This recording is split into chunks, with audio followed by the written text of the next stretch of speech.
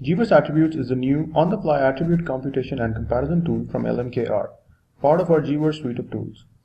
One of the ways that the tool offers to compare seismic attributes is to overlay attributes one on top of the other and controlling the transparency of the overlay to blend the two attributes together. This video will show you how to use this feature in GWorks Attributes. I'm going to demonstrate this using the Tollachii dataset that I have loaded here into my GWorks Attributes workspace. We are interested in the 400 to 600 millisecond step where we will try and find a channel system using seismic attributes. I will switch to a time slice in my zone of interest.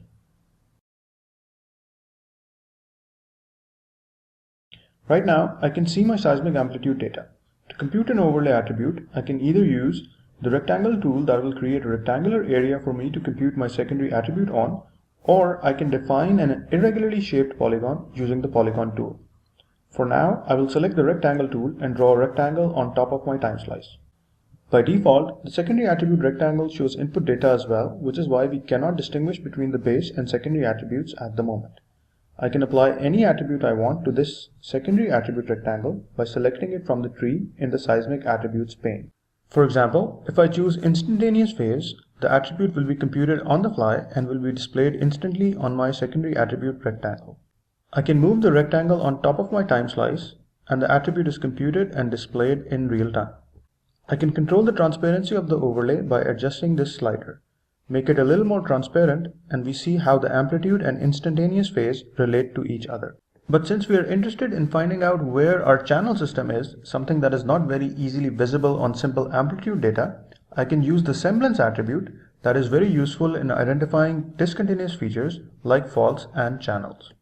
Select semblance from the tree under frequency tuned attributes. If I move the overlay to the northwest corner, we can clearly see the channel system.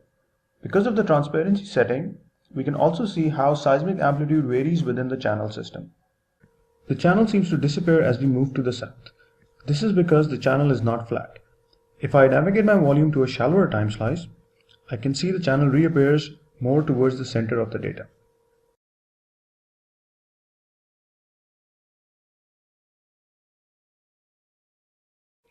If I navigate further up the volume, my channel system appears to move again. So here we are comparing the semblance with seismic amplitude and how it varies within our channel system. We can also compare any two attributes. I can change my base attributes to semblance by clicking outside the rectangle and selecting semblance from the tree.